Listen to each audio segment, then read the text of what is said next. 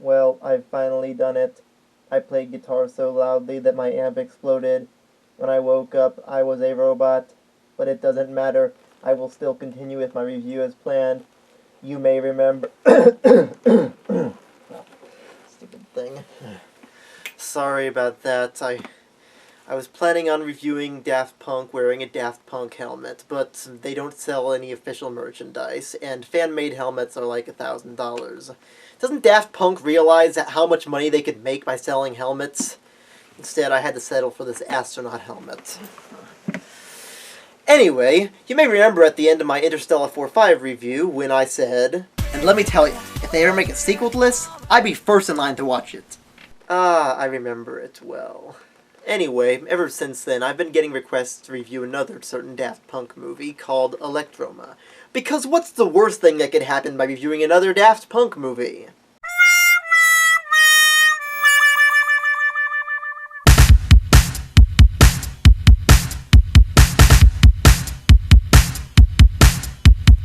While not technically a sequel to Interstellar 4.5, Electroma does have a few similarities. Just like Interstellar, this movie has no dialogue and minimal sound effects, mostly relying on the soundtrack to convey the mood. And just as Interstellar was released to promote their album Discovery, this was released to promote Human After All. But while people were quick to embrace Interstellar, this movie received much more of a mixed reaction, with a large number of people notoriously walking out around 2/3 of the way through the movie during its premiere at the Cannes Film Festival. As a big Daft Punk fan, I'm sure this will be just as epic as the first movie.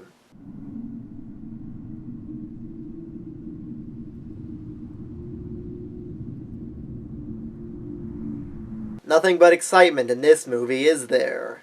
Let me guess, is the next shot gonna be another shot of the desert? Wow, what a shock. Oh, how about the next shot? Ah, instead of showing us a desert, they're showing us a car in the desert. This movie sure knows how to surprise us. We meet our two main characters, Thomas Ben-Gaultier and Guy-Manuel de Homem-Christo of Daft Punk. For some reason, not played by Thomas Ben-Gaultier and Guy-Manuel de Homem-Christo.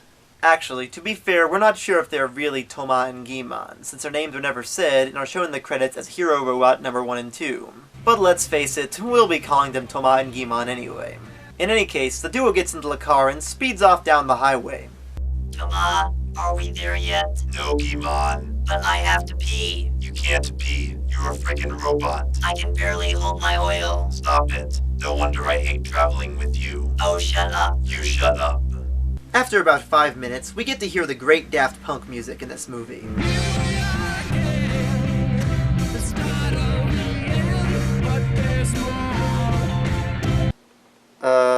This isn't Daft Punk. Did we just mix this up with a soundtrack from another movie? Now, to be fair, the music in this movie is by no means bad. It has a nice selection of everybody from Chopin and Haydn to Brian Eno and Todd Rundgren. Just one problem. The movie's title has Daft Punk in it! Why do you call it Daft Punk's Electroma if it doesn't star the guys from Daft Punk or have actual Daft Punk music? So far, the only relation I can see is the costumes of the main characters. It's like making a movie about Jimi Hendrix with no Jimi Hendrix music in it. Wow, movies suck. So they drive down the highway, and we get more shots of the landscape until... What the hell? Okay, little tip here, guys. You can't just cut to anything you want for no reason. I guess this is supposed to be a foreshadowing to something that will happen later in the movie, but it still needs to have a purpose. How'd you like it if I cut to the end of my review in the middle of it, and then just try to glance by it? Now, if you'll excuse me, I'm going to start an online petition for Daft Punk to start selling helmets as merchandise. See? Doesn't add up. Anyway, Thomas and Guy-Man come across a guy driving a tractor, and he turns out to be a Daft Punk fan, I guess. Can I have your autograph? But they enter the town to find that it's full of Daft Punk fans. Huh, must be a convention happening nearby. If so, where did they get their helmets? I want one!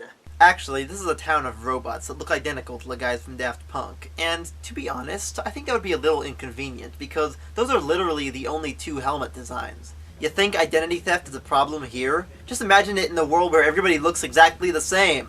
Look at this, there are male robots and female robots. How does that work? Hell, there are even robot kids. How would kids grow up? Will they be put together in factories? And for that matter, how do robots reproduce? Okay, I don't want to know. Finally, after a total of 11 minutes of intense driving action, the two of them pull up to a building.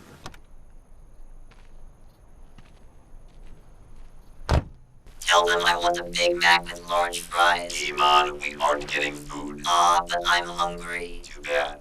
We'll get food after we're done here. They enter the darkly lit hallway, and just for perspective on how slowly paced the movie is, it takes them an entire minute to walk down the hallway. Toto, I'm scared. My name still isn't Toto, it's Toma. Sorry, I thought we were reenacting Wizard of Oz. It's okay, I can see how you'd make that mistake. But as they approach the other side, we see some mysterious figures lurking behind the door.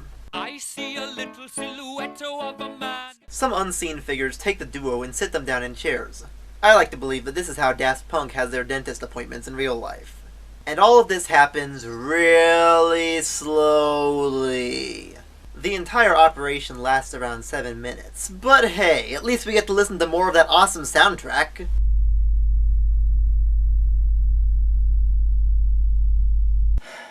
Do I have to do everything myself? She blinded me with science. She blinded me with science.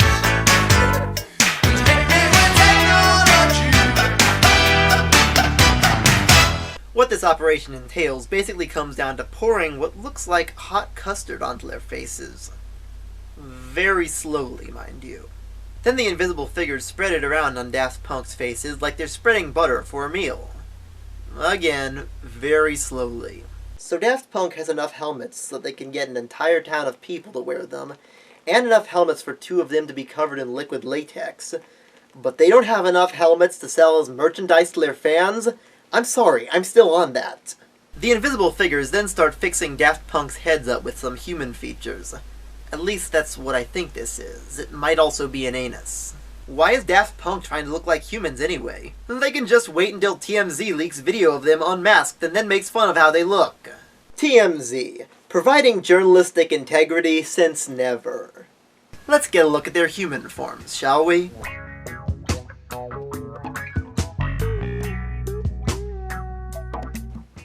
Ah! What the hell is that? They look like the missing Garbage Pail Kids. Or maybe they're the older brothers of Jason Voorhees and Chucky from Child's Play. For that matter, how do they see through those things? They should be crashing into walls trying to walk straight. And what's with the soundtrack during this scene? Somebody past noon shot across the room. And now the man no longer lives. Curtis Mayfield? Yeah, because when I think of art films about robots, I immediately think of Superfly. All the robots seem shocked about their new appearance, except for this kid, who seems perfectly content just playing ball. This kid, on the other hand, knows that he's probably about to be molested. It's a wonder he lived this long. Oh man, the Curtis Mayfield song stopped? Now how is this movie supposed to entertain me? Even the kid's upset about it, as the lack of music causes him to drop his ice cream cone on the ground, and it seems to be moving at a faster pace than anything else in this movie. Unfortunately, the sun starts melting Daft Punk's masks, which make them look even more hideous than they already did. Now that I think of it, these Beavis and Butthead masks really weren't a good idea. You think? The robots all stopped what they were doing, and... really? Again? Stop cutting to the end of the movie! This'll just make people wish it was over! I'm going to start an online petition for Daft Punk to start selling helmets as merchandise. I'm just going to assume that this lynch mob is being led by the robot equivalent of Catherine Zeta-Jones from Rock of Ages. Also, it's nice to know that these robots come equipped with jiggling jugs more natural looking than human breast implants. It suddenly goes all shaky cam as Daft Punk hide in a bathroom where nobody bothers to look for some reason, probably because then the movie would be over really fast. Hey, let's look in the bathroom. Good idea.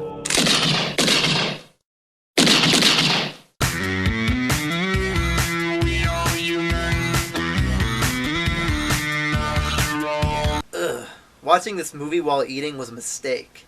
Hey, speaking of which, how do these robots eat? We're supposed to assume they do eat because of the little kid with ice cream, but how? They wash their makeup off and go outside to pose for the camera.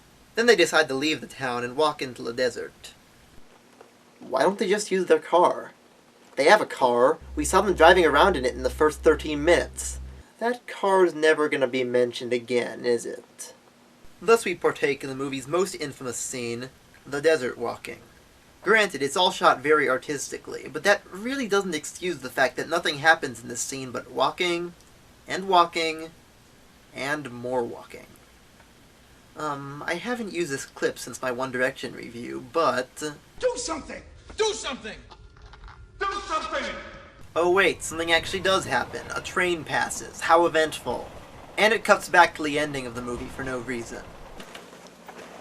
As I see all these scenes of these two guys walking while saying nothing, I'm getting the sense that this is what Gus Van Sant's Jerry would look like if it were even more boring.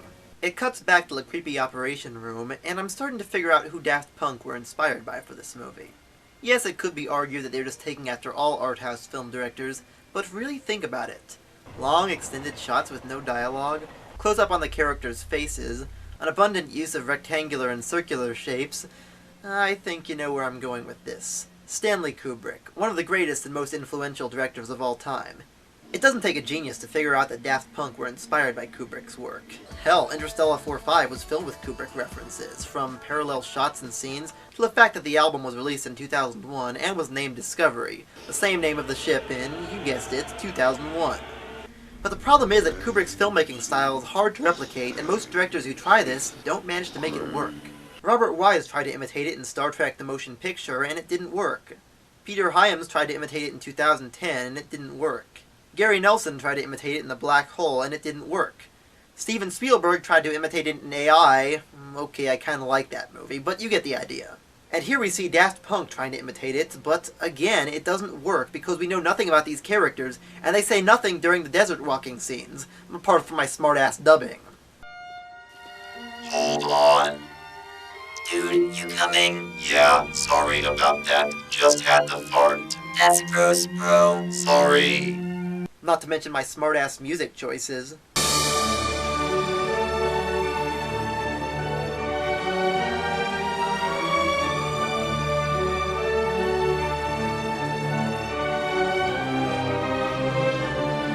And for those who hadn't guessed already, yes, this was a scene where people walked out during the Cannes Film Festival. And honestly, I can see why, because this scene goes on for way too long. In fact, I think I'm just going to let this scene play while I go grab a bowl of popcorn.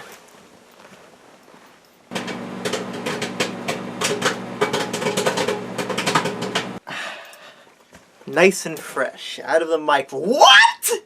It's still going on?! How the hell is this scene still going on?! Why the hell is this scene still going on?! My god, just do something else! I don't care what it is! Just do some... Jesus! Whoa, when I said to do something else, I didn't mean that you should kill yourself. I think I might have missed something. How did we get to this point? Let's back it up a little bit and see. Okay, so they're walking in the desert. They're still walking in the desert. I'm gonna eat while I'm waiting. So I keep walking in the desert. Lots of variety here. Now it's not even showing them walking, it's just showing shots of the desert. The funny thing is, this is actually some nice scenery. I'd probably like this scene if it didn't go on for so long. Okay, is that the desert or something else? I'm not sure if I should censor this. And no, lingering on the shot doesn't help. Nor does slowly zooming in. Please stop! I guess all the walking finally got to Thomas as he slows to a stop. And I do mean he slows. What's wrong, buddy? I dunno. Don't you think that last scene was just a little too long? Guy-Manuel approaches Thomas, and judging by these shots, they engage in a staring contest. I just can't take it anymore. Don't do it. We have so many albums we haven't made. We could even win a Grammy. Yeah, right. We'll never win a Grammy. Well, no wonder he's so depressed. He's wearing a turtleneck sweater underneath his leather jacket in the desert. He must be baking. But it turns out that he has a button on his back that Guy-Manuel pushes to blow him up. We're up all night to get. And they show the explosion many times from different angles, which would be cool, except I have to see that beautiful helmet being destroyed multiple times. Such a shame. Think of all the fans that would have wanted that helmet. Oh. Even Guy-Manuel seems upset as he looks at the remnants of the destroyed helmet. As the sun sets, he makes sort of a grave for his departed friend, and then back to more desert walking. For perspective, this single shot of him walking into the sunset goes on for over 2 minutes.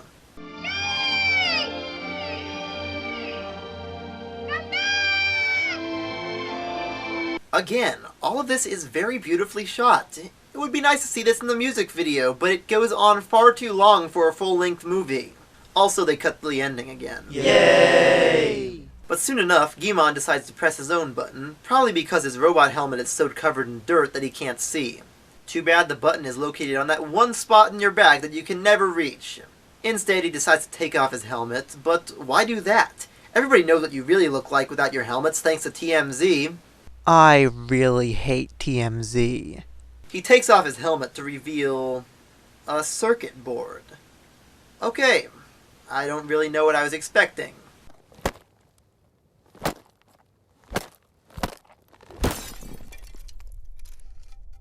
So they have enough helmets for an entire town to wear, and enough to pour liquid latex on them, blow them up, and smash them into the ground, but not enough for fan merchandise?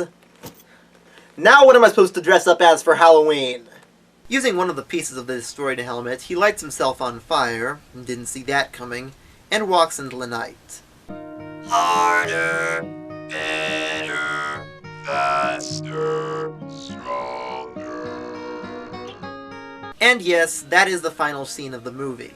A 3-minute shot of him on fire. Ooh, I didn't like this one.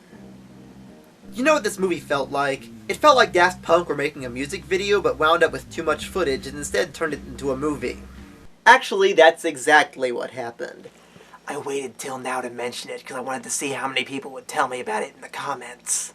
Yes, this movie started out as a music video for Daft Punk's song Human After All, but Daft Punk got a little too ambitious and made it into a movie. And there are some things about it that work. The filming is very artistic, the message is nice, taking a spin on the classic Pinocchio moral of wanting to be human and mixing with undertones about plastic surgery. The music, when there is any, is also a good touch, and the acting is fairly decent, getting the message through despite the fact that we can't see anyone's face or hear what they're saying. The problem is that when you take a 5-minute music video and expand its plot to a feature-length movie, you have to pad it out with extended shots, bizarre editing, and incredibly slow pacing. It definitely would have worked better as a music video, or even as a longer music video at 10 minutes. But it's not a complete waste. Thanks to the internet, fans have made several alternate cuts of Electroma.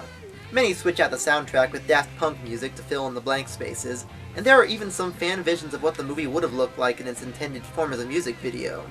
If you're going to check out any version of Electroma, watch those versions. I don't know how much of this is biased on my part, seeing how amazing Interstellar 4.5 was and how weak this was as a follow-up, but I would only recommend this movie if you're a huge fan of art films. Now, if you'll excuse me, I'm going to start an online petition for Daft Punk to start selling helmets as merchandise.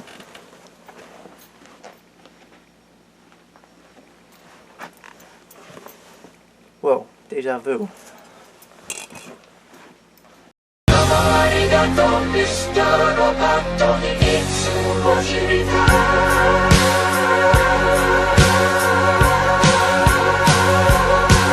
You're wondering who I am. Secret, secret, I've got a secret. Machine or man. Oh, shut up. You shut up.